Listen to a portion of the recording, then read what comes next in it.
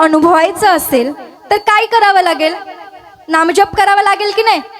म्हणजे नाम नामात नाम आहे, नाम श्रेष्ठात श्रेष्ठ आहे, नाम खऱ्यात खरे आहे, नाम बऱ्यात बरे आहे, नाम सत्यात सत्य आहे, म्हणजेच सत्य साच खरे, नाम विठोबाचे बरे. म्हणजे इतकं नाम खरं आहे.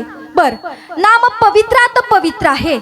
अपवित्र गोष्टीला पवित्र करण्याचं सामर्थ्य कशात असेल तर मायबाप हो या नामात आहे. नाम आकाशापेक्षा मोठं आहे, म्हणजे गगनाहूनही वाढ नाम आहे. इतकं मोठं नाम आहे. म्हणजे आज जर विचार केला तर या जगामध्ये नामाशिवाय काहीच नाही. बरोबर. म्हणजे माऊली ज्ञानोबरायांनी सुद्धा काही हरिपाठामध्ये वेगळं सांगितलं नाही. हरिमुखे म्हणा, हरिमुखे म्हणा, पुण्याची गणना कोण करी. इतकं मोठं नाम आहे की त्याच्यातून आपण जर देवाला जर विनवणी केली तर आपल्या पदरामध्ये काय येणार आहे? पुण्य येणार आहे. इतकं श्रेष्ठ नाम आहे.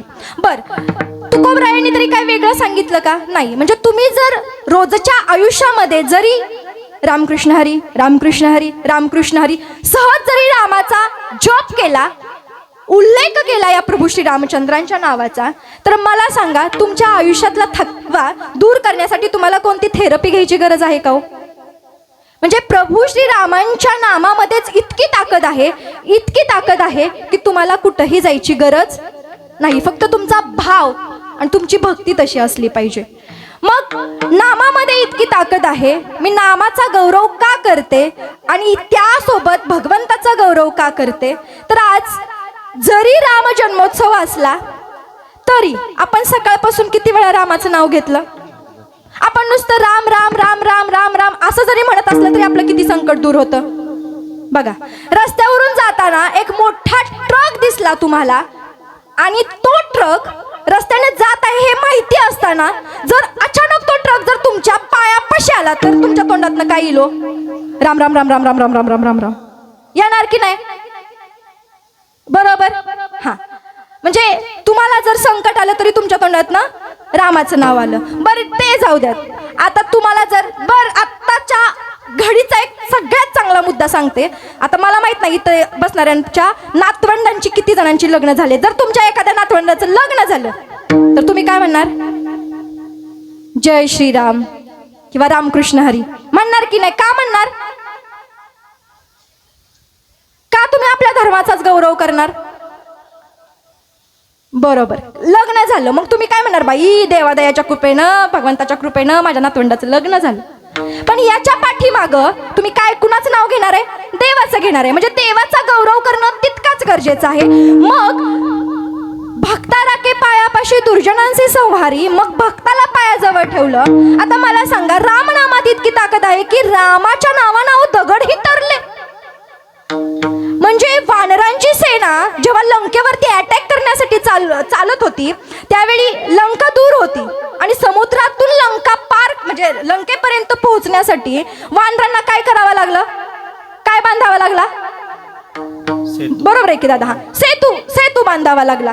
मग आता सेतू बांधताना वानरांनी, नरनीर वानरांना ज्यावेळेस प्रभू श्री रामचंद्रांचं वरदान होतं तेव्हा एक निम्मा सेतू बांधून झाला आणि गर्व प्राप्त झाला. गर्व होतोच की. 4-5 एकर जरी घेतली तरी गर्व होतो, बंगला बांधला तरी गर्व होतो, गाडी घेतलं तरी गर्व होतो.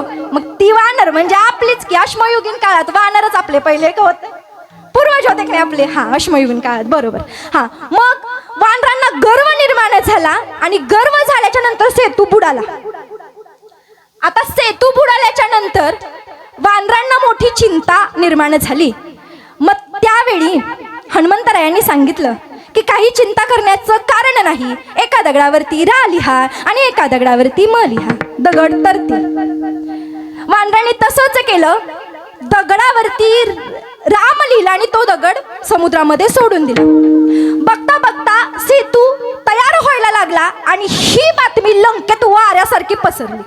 आता लंकेत पसरल्यानंतर राक्षसांना असं वाटलं की आता आपला पराभूत अटळ आहे. म्हणजे रावणाला आणि त्यांच्या राक्षसांना इतकी भीती निर्माण झाली की त्यांना असं वाटलं की आता हा जर सेतू त्यांचा बांधून तयार झाला तर ही वानरं आणि रामराया आपल्या लंकेवरती दगडाचा वर्षाव करतील आणि आपला मृत्यू अटळ आहे. मग आता काय करायचं?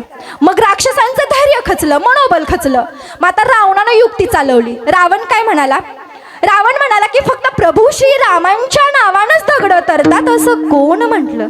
बघा, मीही दगड पाण्यात टाकतो आणि माझाही दगड तरेल. राक्षसांना काही खरं वाटलं नाही. राक्षसांची सभा घेतली, समुद्रकाठी सभा घेतली आणि सभा घेतल्याच्या नंतर राक्षसांना म्हटले, जावा एक भला मोठा दगड घेऊन या. 10 राक्षस तिथून उठले, एक मोठा दगड घेऊन आले आणि रावणानं तो दगड असा तोंडासमोर धरला आणि त्या दगडाला रावण म्हणाला, बुडलास तर तुला राम नामाची शपथ. आता मला सांगा, राक्षसांना काय माहिती आहे रावण मनातल्या मनात पुटपुटला असेल. आता राक्षसांनी काय केलं, रावणाला खांद्यावर घेतलं, अख्ख्या लंकेतनं मिरवणूक काढली. राक्षस होते ते. बरोबर आहे. आता काय आपल्याला टेन्शन नाही, आता काही चिंता करायची कारण नाही, कारण आपलाही दगड तरतोय. पण खरं सांगा की रावणाचा दगड कुणामुळे तरला? रावण आपल्या सभा संपून आपल्या शयनगृहात शिरला. शयनगृहात शिरल्याच्या नंतर मंदोदरी म्हणाली, नाही म्हणजे ऐकलं होतं प्रभू श्री रामचंद्रांच्या नावाने पाण्यावरती दगड तरतील म्हणे, पण तुम्ही अशी काय जादू केली की पाण्यावरती दगड तरला? रावण म्हणाला, तुला विश्वास बसत नाही, उद्या सकाळी जाऊन बघून ये. आता आपल्या पतीची खोड ही पत्नीलाच माहित असती, दुसऱ्या कोणाला माहिती असणार आहे का माता मौल्या? नाही. बरोबर. आणि मग मंदोदरी म्हणाली, जोपर्यंत तुम्ही मला सांगत नाही तोपर्यंत मी तुम्हाला सोडणार नाही. या जगाच्या पातळीवरती 3 हट्ट हे पूर्ण करावेच लागतात. एक म्हणजे स्त्री हट्ट, दुसरा म्हणजे बाल हट्ट आणि तिसरा म्हणजे योगी हट्ट. हे 3 हट्ट कुठल्याही परिस्थितीमध्ये पुरवावे लागतात. मग रावण मंदोदरीला म्हणाला, मंदोदरी तुला म्हणून सांगतो की वानरांचा सेतू तयार झाला ही बातमी ज्यावेळेस लंकेत वाऱ्यासारखी पसरली त्यावेळी राक्षसांचं धैर्य खचलं होतं, राक्षसांचं मनोबल खचलं होतं. आणि त्यांचं मनोबल वाढवण्यासाठी मी एक युक्ती केली. मी राक्षसांना दगड आणायला सांगितला, तो दगड समोर धरला आणि त्या दगडाला असं म्हटलो की बुडलास तर तुला राम नामाची शपथ. आणि एवढी ताकद रामात आहे म्हणजे त्याच्या नामात किती ताकद असेल. मग दगड तरण्याचं कारण हे प्रभू श्री रामचंद्र आहेत, माझं त्याच्यामध्ये काहीच नाही. म्हणजे एवढी ताकद कुणामध्ये होते? नामामध्ये. मग बोला की जय श्रीराम, जय श्रीराम. विठाल